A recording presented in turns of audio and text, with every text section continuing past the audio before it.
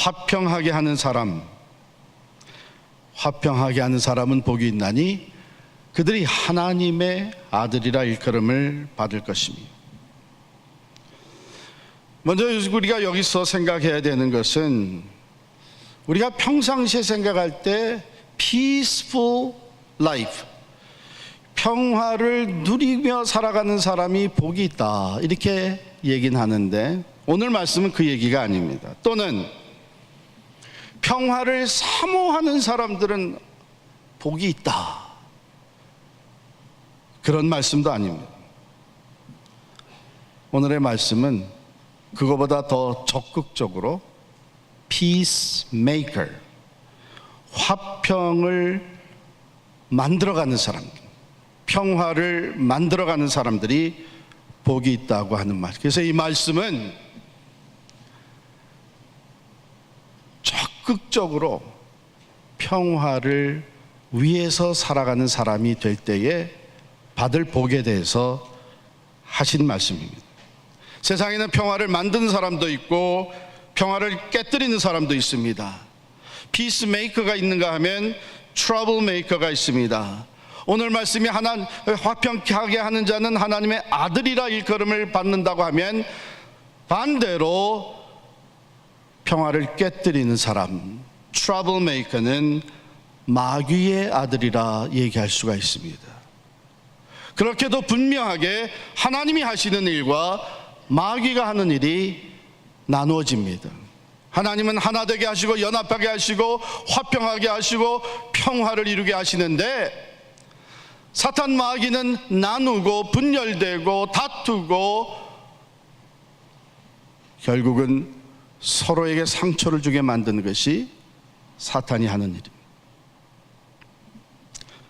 로마서 12장 18절에 보면, 할 수 있거든 너희로서는 모든 사람과 더불어 화목하라.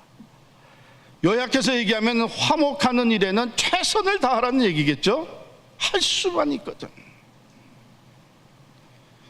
로마서 14장 19절에는 그러므로 우리가 화평의 일과 서로 덕을 세우는 일을 힘쓰나니,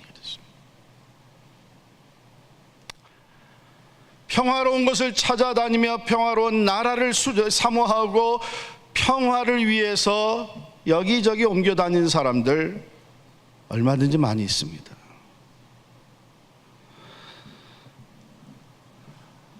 그러나 오늘 말씀은 그런 말씀이 아니고, 우리가 있는 곳에서, 우리가 살아가는 삶의 영역에서 피스메이커가 되라는 거예요. 화평하게 만들으라는 거예요. 이것은 엄청난 사명입니다. 그래서 오늘 우리는 어떻게 이러한 사명을 우리가 감당하며 정말 이 사명과 함께 주어진 놀라운 복을 받아 누리게 될 것인가 하는 것을 나누겠습니다. 야고보서 3장 16절부터 4장 2절까지를 제가 읽어드리겠어요. 시기와 다툼이 있는 곳에는 혼란과 모든 악한 일이 있음이라. 오직 위로부터 난 지혜는 첫째 성결하고 다음에 화평하고 관용하고 양순하며 긍휼과 선한 열매가 가득하고 편견과 거짓이 없나니, 화평하게 하는 자들은 화평으로 심어 의의 열매를 거두느니라. 너희 중에 싸움이 어디로부터, 다툼이 어디로부터 나느냐? 너희 지체 중에서 싸우는 정욕으로부터 나는 것이 아니냐? 너희는 욕심을 내어도 얻지 못하여 살인하며 시기하여도 능히 취하지 못함으로 다투고 싸우는도다. 너희가 얻지 못함은 구하지 아니하기 때문이요. 시기와 다툼, 혼란과 모든 악한 것, 어두움의 것입니다. 불화입니다. 관계를 깨뜨리는 것입니다. 그런데 하나님이 주시는 지혜는 성결하고 화평과 관용과 양순과 긍휼과 선한 일, 하나로 묶는 것입니다. 연합하게 하는 것입니다. 서로를 세우는 것입니다. 편견과 거짓이 없어져야 화평을 이루게 되고, 화평하게 하는 자들은 화평으로 심어 의의 열매를 거두니라 그랬습니다. 싸움과 다툼이 어디서부터 나느냐? 우리 안에 있는 다양한 온갖 욕심에서부터 난다 그랬습니다. 거기에서 시기와 질투가 일어나고 서로를 깎아내리고 서로를 허덕에 대해서 험담하며 좋지 못한 소문을 퍼뜨리며 하는 이런 일들이 벌어집니다. 욕심은 계속해서 욕심을 더해가는 것이기 때문에 욕심을 내어도 얻지 못하고 오히려 경쟁과 다툼과 분열과 서로를 죽이는 일이 계속되어집니다.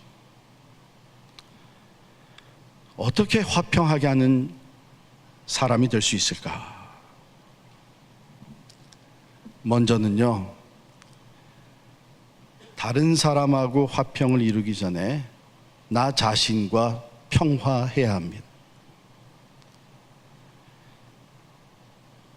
화평케 하는 사람들은, 진정한 평화를 이루며 살아가는 사람들은 They are at peace with themselves. 자기 자신과 평화하는 사람들이에요. 그렇잖아요. 내 안에 분노가 가득 차 있으면 누가 조금만 건들려도 폭발을 합니다. 내 안에 시기와 질투, 경쟁심이 가득 차 있으면 다른 사람을 인정할 마음이 없습니다. 오히려 다른 사람이 안 되는 것이 좋게 느껴집니다. 내 안에 원망과 불만과 거짓이 있을 때에 우리는 나 스스로가 평안하지가 못해요. 내 안에 죄가 그대로 있을 때에 우리는 늘 불안과 두려움이 있습니다. 그래서 그러잖아요. 두 발 뻗고 자지 못하는 거예요. 쫓아오는 사람이 없어도 도망가는 거예요. 번개 천둥이 치면 죄책감에 쌓이는 거예요. 이게 나 때문에 치는 거 아닐까? 다른 사람을 품고 이해하고 포용하고 그리고 용서하고 이럴 여백이 전혀 없어요. 그러나 내가 나 자신과 평화할 때에 다른 사람을 품을 수가 있고 이해하려고 하고 용서해 줄 수 있는 사람이 될 수 있습니다.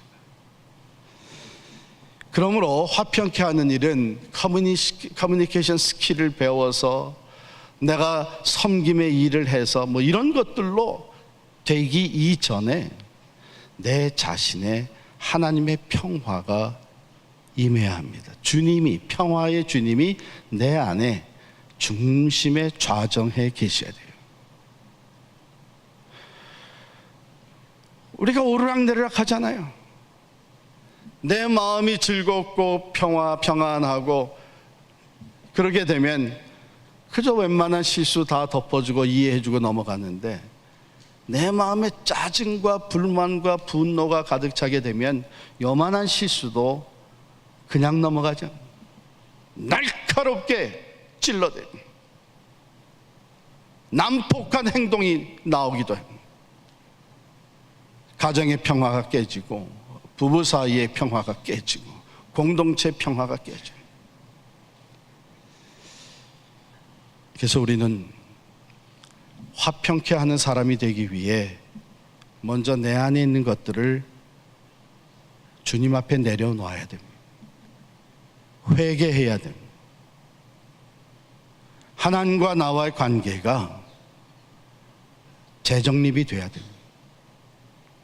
내가 거리낌 없이 하나님 앞에 나오고 주님이 내 안에 중심에서 자유롭게 성령으로 역사하시고 그래서 내 마음에 감사와 평화가 넘쳐날 때에 그때 우리는 비로소 다른 사람들과 화평을 이루는 화평케 하는 자가 될 수 있습니다.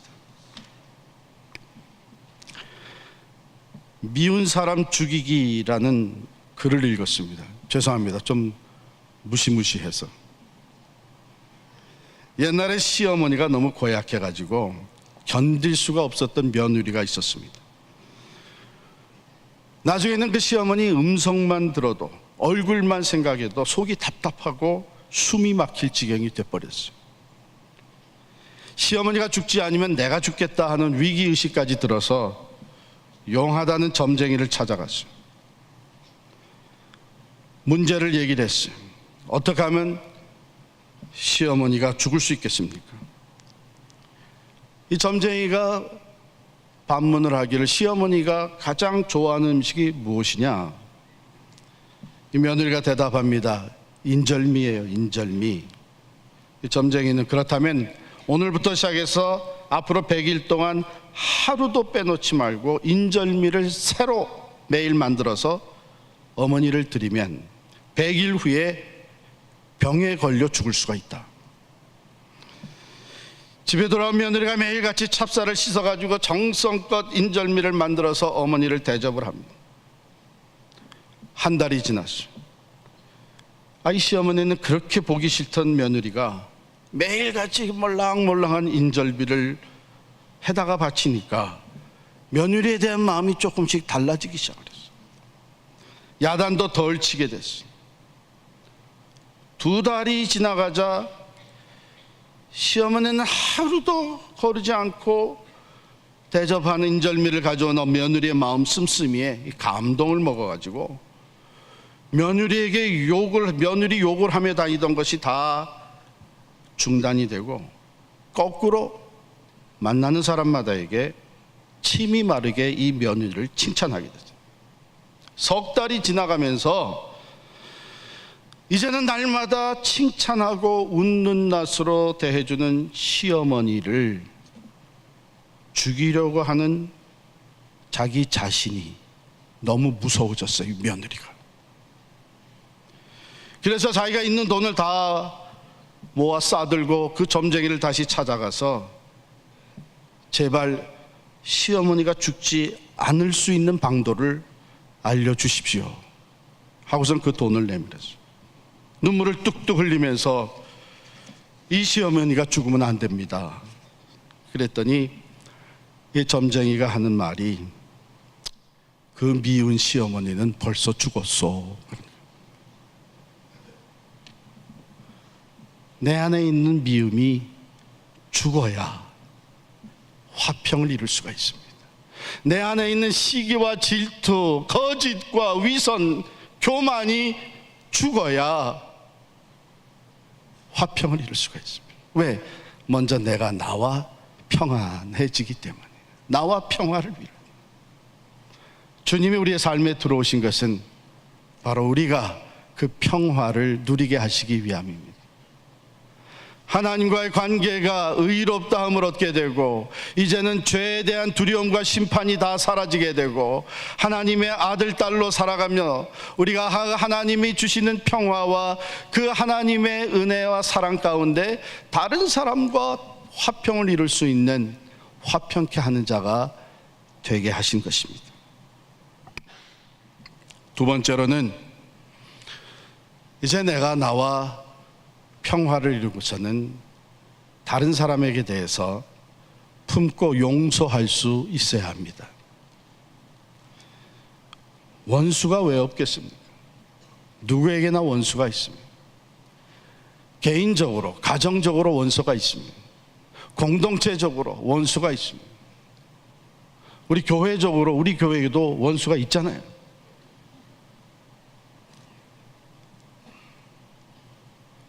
이 말씀을 묵상하면서 제가 하나님께 기도를 해요. 물론 하나님의 말씀인데 원수를 용서하는 거 하나님 아직은 아닌 것 같습니다. 답답했어요.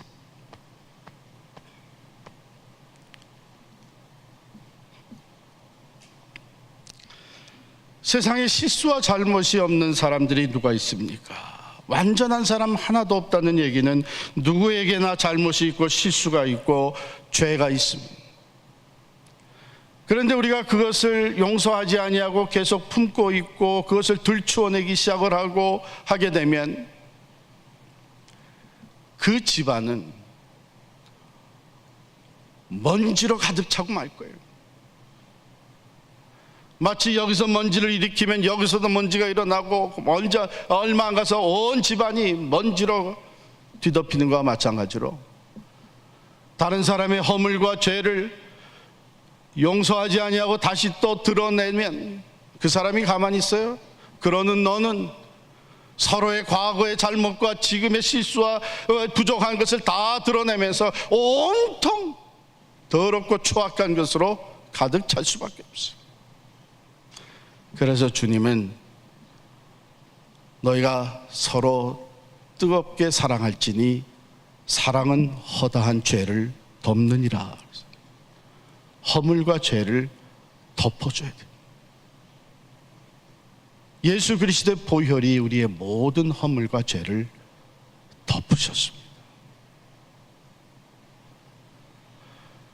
쉬운 일은 아니지만 화평케 하는 일을 위해서 우리가 다른 사람의 허물과 죄를 덮고 용서하는 일을 감당을 해야 됩니다.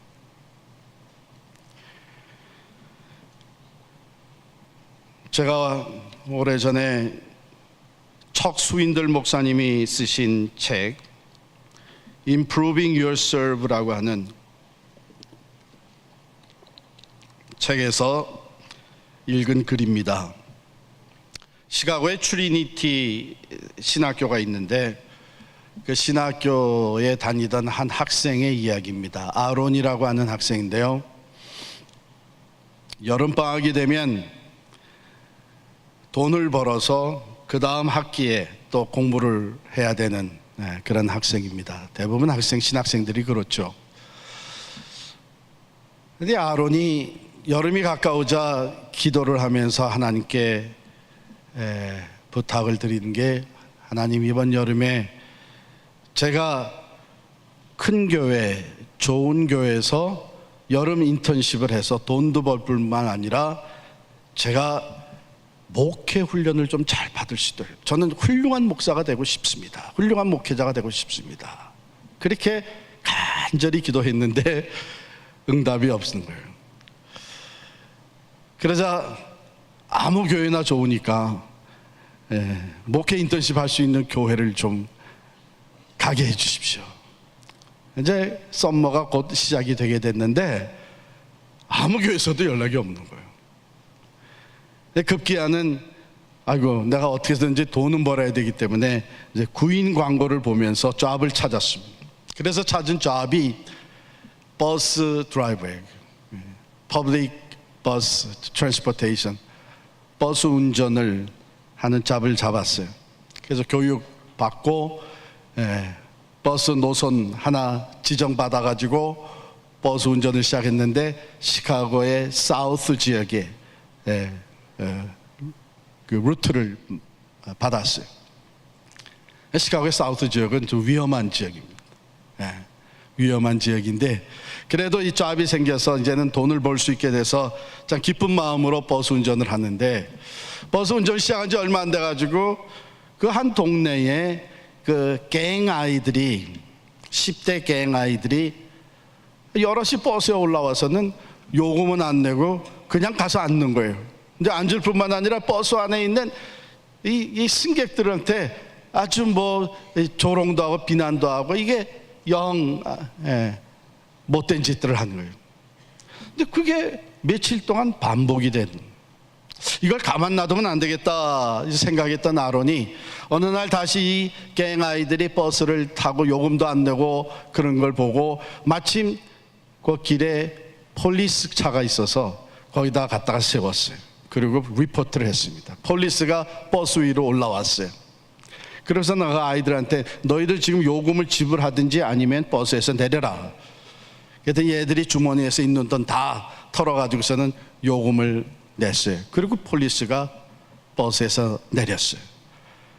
그래서 아론은 그 버스를 운전을 해서 한 블락 두 블락 이렇게 돌았는데, 폴리스가 더 이상 눈에 보이지 않게 되자 이 갱 아이들이 이 운전하는 아론을 아주 못되게 패줬어요. 시컷 매를 맞고, 그래서 눈을 떠보니까 자기 옷에는 벌써 피가 다 흥건히 젖어 있어요. 눈이 퉁퉁 부었고, 그리고 앞니 2개가 부러져 나갔어요. 터미널에다 가서 버스를 리턴을 하고 주말에는 안 나오고 좀 쉬고 치료를 받으라고 해서 자기 조그만 아파트로 돌아왔습니다. 오자마자 침대에 자기 몸을 그저 던져 쓰러지고 있어요. 하나님 앞에 외쳤습니다. Why God? 내가 훌륭한 목사가 되겠다고 목회 훈련을 잘 받아서 좋은 목사가 되겠다고 기도할 때 아무 응답도 안 하시더니 겨우 이제 등록금 마련하기 위해 버스 운전을 시작을 했는데 이런 꼴이 되도록 하나님이 어떻게 그냥 놔둘 수 있습니까? 하나님에 대해서뿐만이 아니라 모든 상황에 특별히 그 갱아이들에 대한 분노와 원망이 가득 찬 이 아론은 주일 지나서 월요일에 즉시 폴리스 스테이션에 가서 그날 버스 위에 올라왔던 폴리스를 찾았습니다. 그리고 승객들 중에 몇 사람을, 증인이 될 사람들을 찾았어요. 얼마 안 가서 그 갱아이들 중에 5명을 다 구속을 했습니다. 재판 날짜가 정해졌습니다. 내가 본때를 보여줄 것이다 생각을 하고 검사와 함께 그 재판날 재판정으로 들어가기 위해서 문을 열었습니다. 그 5명의 아이들은 이미 앞자리에 나와 앉아 있었습니다. 검사와 아론이 함께 들어가자 이 아이들이 뒤를 돌아보면서 이 아론과 눈이 마주쳤습니다. 그런데 이상하게 그 순간 아론의 마음에 변화가 일어났습니다. 그 아이들이 불쌍하게 보이기 시작을 했습니다. 재판이 시작이 돼서 결국은 그 죄가 다 인정이 됐고 그리고 한 사람, 각 사람에게 형이 내려졌습니다. 감옥에 가서 얼마 동안 살아야 됩니다. 이 재판이 끝나게 됐는데 아론이 손을 들고 일어서더니 Your Honor, 저지에게 말을 하기 시작을 했습니다. 내가 말할 수 있는 기회를 좀 주십시오. 근데 저지가 그렇게 하라고 허락을 받고 아론이 한 얘기는 지금 이 5 아이가 자기들 죄 때문에 형을 다 받았는데 이 5명 아이들의 형을 다 종합해서 내가 감옥에 가서 그 형을 살겠습니다. 모두가 다 깜짝 놀랐어요. 옆에서 있던 검사가 어리둥절해 버렸어요. 재판관은 잠시 고민에 빠졌어요. 이 5 아이는 도대체 이게 어떻게 된 일인지 몰라서 아론을 쳐다봤어요. 그때 아론이 그 아이들을 보면서 웃으며 얘기합니다. Because I forgive you. 내가 너희를 용서하기 때문이다. 그러나 재판관이 아론에게 한 얘기는 내가 허락할 수 없다. 그 이유는 그런 전례가 없다. 판례가 없다는 거예요. 그랬더니 아론이 하는 얘기가 재판관님, 판례가 없다니 그게 무슨 말씀이십니까? 분명히 판례가 있습니다. 지금부터 2000년 전에 갈릴리 나사렛이라는 곳에서 살으셨던 예수 그리스도는 온 인류의 죄를 대신해서 자기 자신이 십자가에서 그 죄값을 치르셨습니다. 판례가 없다니 그게 무슨 말씀입니까?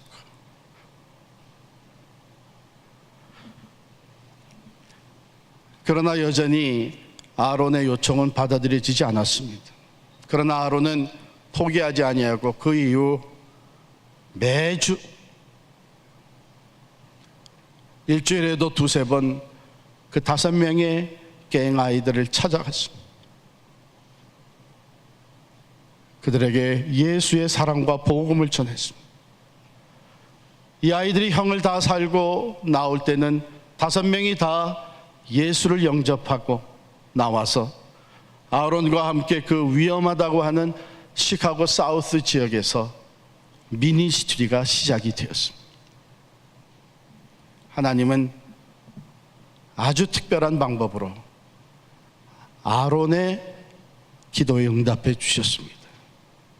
훌륭한 사역자, 훌륭한 목회자가 되기 원하는 그 기도에 하나님이 응답을 해 주셨습니다. 큰 교회에서 행정을 잘 배우고 설교를 훌륭하게 하고 가르치는 것에 남달리 뛰어나고 그거 다 필요합니다. 그러나 복음의 핵심은, 십자가의 복음은 화평케 하는 것입니다. 내 스스로가 내 삶에서 피스메이킹을 하지 못하며 복음을 전한다는, 화평케 하는 복음을 전한다는 것은 이율배반적입니다. 그렇게 될 수가 없습니다. 교회를 이루고 있는 우리들이 화평하지 않으면서 화평케 하시는 예수의 복음을, 십자가의 복음을 전한다는 것은 위선적인 것입니다. 거기엔 열매가 따를 수가 없습니다.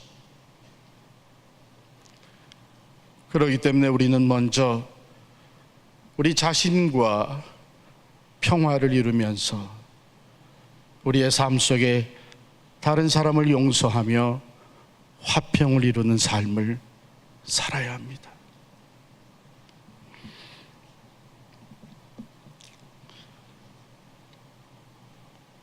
세 번째로 우리가 하는 일은 평화를 지키고 평화의 복음을 전하는 사람이 되어야 합니다. 에베소 4장 3절에 보면 평안에 매는 줄로 성령이 하나가 되게 하신 것을 힘써 지키라 그랬어요.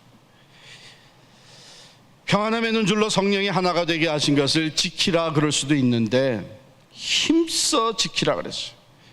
영어로 보면 make every effort to keep the unity of the spirit through the bond of peace라고 되어 있습니다. 왜냐하면 쉬운 일이 아니기 때문에 그래요. 사탄이 끊임없이 그 평화를 깨뜨리려고 가정으로 침투해 들어오고 교회로 침투해 들어오고 우리의 삶으로 침투해 들어온,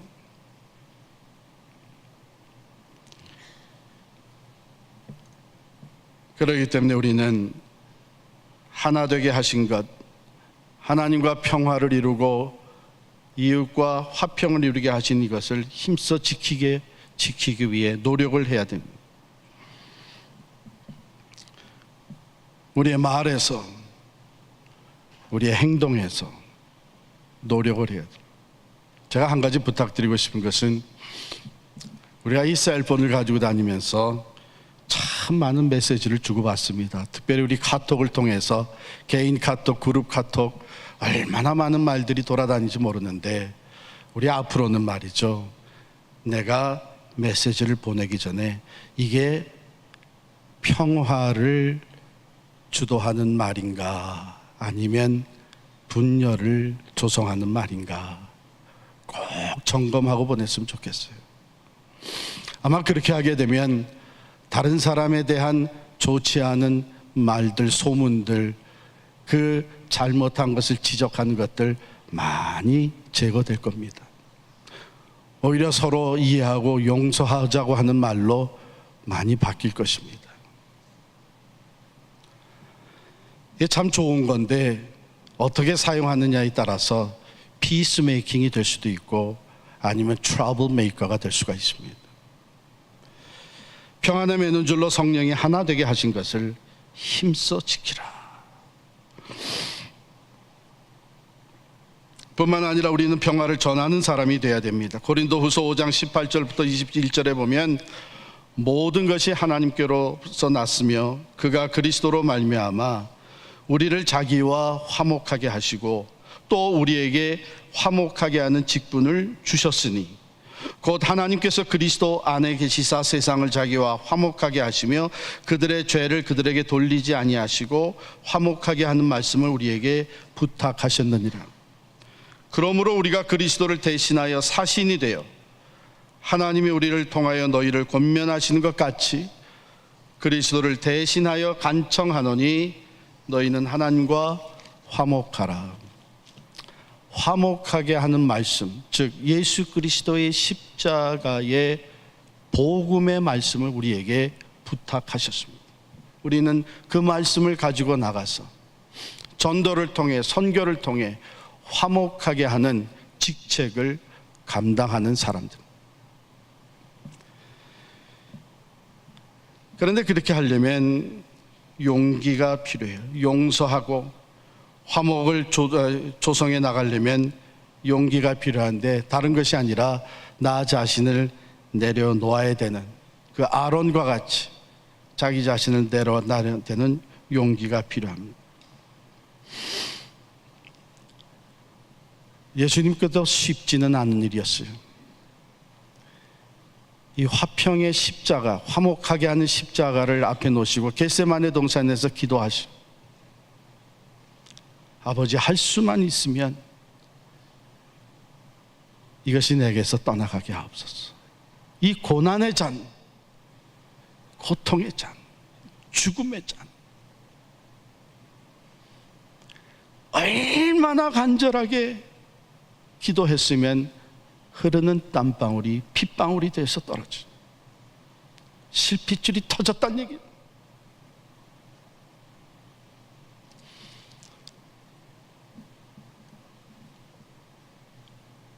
주님이 일찍이 말씀하시기를, 한 알의 밀알이 땅에 떨어져 죽지 않으면 한 알 그대로 있고 죽으면 많은 열매를 맺느니라. 화평의 열매를 맺는 것, 희생이 따릅니다. 나 자신이 가지고 있는 걸 내려놓고, 내 자존심을 내려놓고 물질적으로나 시간적으로나 희생할 때에 가능해집니다.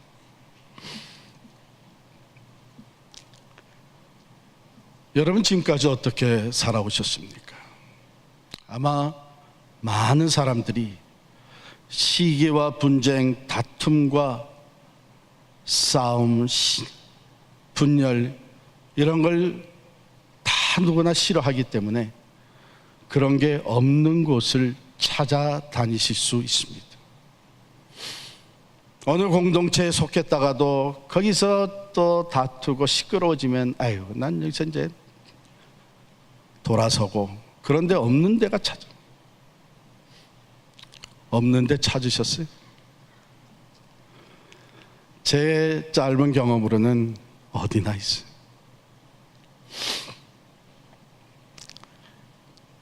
우리 친척 중에 저 사람만, 저 가정만 없으면 참 우리가 다 사이좋게 화평하게 지낼 텐데, 우리의 모임 가운데 저 사람만 없으면 우리는 아무 문제도 없을 텐데,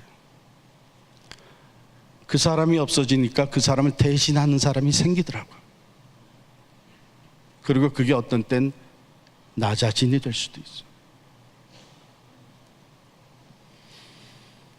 그래서 하나님의 말씀은, 너희는 평화로운 것을 찾아다녀라, 너희는 평화를 사모하라, 그런 사람은 복되다, 그렇게 말씀하지 아니하시고 화평하게 하는 자는 복이 있다 그러죠. 그리고 하신 말씀이, 그들이 하나님의 아들이라 일컬음을 받을 것이라. 하나님의 유일하신 아들, 하나님의 독생자 예수 그리스도가 이 땅에 오신 것은 화평을 위해서 오신, 그가 십자가의 대속의 제물이 됨으로 말미암아 우리가 하나님과 화목하게 되었고, 우리가 이웃을 사랑하며 화평을 이루는 삶을 살게 해주셨습니다. 그렇기 때문에 다른 그 어느 것보다도 바로 그 화평케 하는 십자가를 지고 화평하게 하는 사명을 감당하는 사람들, 그 사람들을 일컬어 하나님의 아들이라, 하나님의 딸이라 할 것이라고 말씀해 주셨습니다.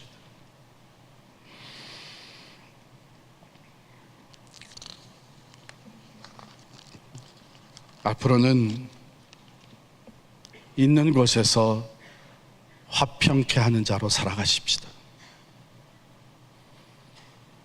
그 일을 위해서 하나님이 우리를 먼저 부르시고 화평의 주님이 우리의 삶에 들어와 계신 줄을 믿습니다. 이것이 얼마나 중요하면, 이제 마태복음 5장을 더 내려가 읽다 보면 너희가 하나님 앞에 예물을 드리려고 하다가 형제에게 원망 들을 만한 일이 생각나거든. 왜 원망을 들어요? 내가 좀 잘못했거든, 내가 좀 상처를 줬거든, 내가 좀 손해보게 했거든. 하여간 이런저런 이유로 말미암아 원망 들을 만한 일이 생각이 나거든. Stop right there. 더 이상 들어가지 말고, 하나님 앞으로 나가지 말고 거기에다가 예물을 놔두고 가서 그 형제에게 사과하고 용서를 구하고 화목한 후에 와서 그 예물을 드려라. 왜요? 그렇지 않으면 그 예물이 아무 의미가, 하나님이 받으시는 예물이 되지 않는다. 예물을 드린다는 것은 오늘 우리의 말로 하면 예배를 드리는 거죠. 예배를 드리는. 그만큼 하나님이 평화의 하나님이신 것을 우리에게 보여주고 계시고, 하나님의 자녀된 우리들이 화평케 하는 자가 되어야 한다는 것을 우리에게 말씀해 주셨습니다. 구약의 대표적인 인물로 아브라함을 우리가 생각하게 됩니다. 아브라함이 롯을 데리고 갔습니다. 아버지가 죽고 나자 조카 롯은 내가 키워야 되겠다 해서 아버지 역할을 해 준 거죠. 삼촌 아브라함을 따라갔던 롯은 아브라함과 더불어 재산을 많이 모으게 됐습니다. 애굽으로 내려갔다가 다시 약속의 땅 가나안으로 들어왔을 때는 아브라함도 재산이 많아졌고 롯도 재산이 많아져서 원하지 않는 일이 벌어졌는데, 두 가정의 목자들이 서로 다투기 시작한 거예요. 왜? 서로 좋은 꼴을 차지하겠다고, 좋은 샘물을 차지하겠다고 가축을 치면서 서로 싸우게 되니까 아브라함이 조카를 불렀습니다. 야, 이거 원하지는 않는 거지만 상황상 우리가 이제는 떨어져서 살아야 되겠다. 그런데 참 감사하게도 봐라, 여기에 땅이 얼마나 많냐, 사방을 둘러봐라. 그리고 너 생각해 봐라, 지금까지 내가 그래도 이만큼 살고 이만한 재산을 모으게 된 것이 다 누구 덕이냐? 내가 너를 아버지같이 챙겨줘서 된 거 아니냐? 그러니까 내가 먼저 선택을 해서 결정을 하면 그 다음에 너는 내가 원하는 대로 선택해서 가라. 이래도 되는 거예요. 그렇죠? 얼마든지 되는 거예요. 그게 상식이에요. 그런데 화평케 하는 일은 상식을 뛰어넘어야 가능합니다. 계산을 뛰어넘어야 가능해요. 아브라함이 뭐라 그랬냐면, 내가 좌하면 내가 우하고 내가 우하면 내가 좌하리라. 내가 먼저 선택해라. 그러면 손해볼 수 있는 거예요. 요즘 말로 얘기하면, 여기가 지금까지 목이 좋아서 우리가 장사를 같이 했는데 저쪽은 목이 안 좋아서 장사가 잘 안 될 수도 있는 것인데, 내가 지금까지 너를 키워줬으니까 내가 여기서 계속 장사하고 그 다음에 너 택해서 저쪽으로 가라. 그런 일 할 수 있잖아요. 그런데 아브라함은 그렇게 안 했어요. 내가 목이 좋은 걸 먼저 선택해라. 내가 먼저 선택권을 가져라. 그 다음에 내가 선택하마. 왜 그렇게 했어요? 재산보다도 물질보다도 땅을 소유하는 것보다도 더 중요한 것이 화평이기 때문에, 하나님이 원하시는 것이 바로 그것입니다. 결국 하나님은 아브라함이 선택한 것 그 이상의 것을 그에게 부어주시고 그가 믿음의 조상이 되게 해주셨어요. 말씀을 맺겠습니다.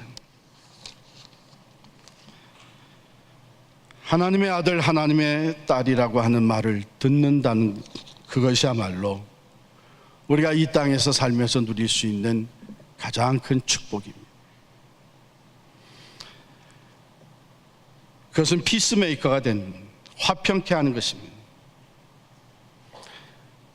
평안한 곳을 찾아다니는 삶이 아니고 그저 평안을 사모하는 그 마음이 아니고 내가 있는 곳에서, 우리 가정에서, 우리 일터에서, 우리 교회에서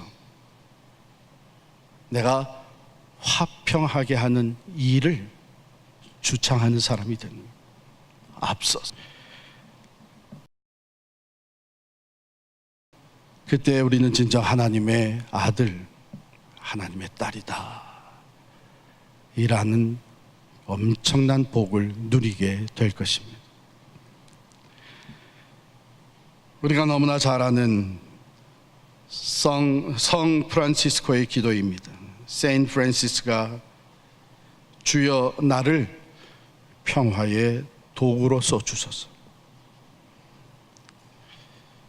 미움이 있는 곳에 사랑을, 다툼이 있는 곳에 용서를, 분열이 있는 곳에 일치를, 잘못이 있는 곳에 진리를, 의심이 가득한 곳에 믿음을, 절망이 있는 곳에 희망을, 어두운 곳에 당신의 빛을, 슬픔이 있는 곳에 기쁨을 전하는 사신이 되게 하소서. 오 주여, 내가 위로받기보다는 위로하게 하여 주시고, 이해하고 사랑받기보다는 이해하고 사랑하는 사람이 되게 하여 주소서.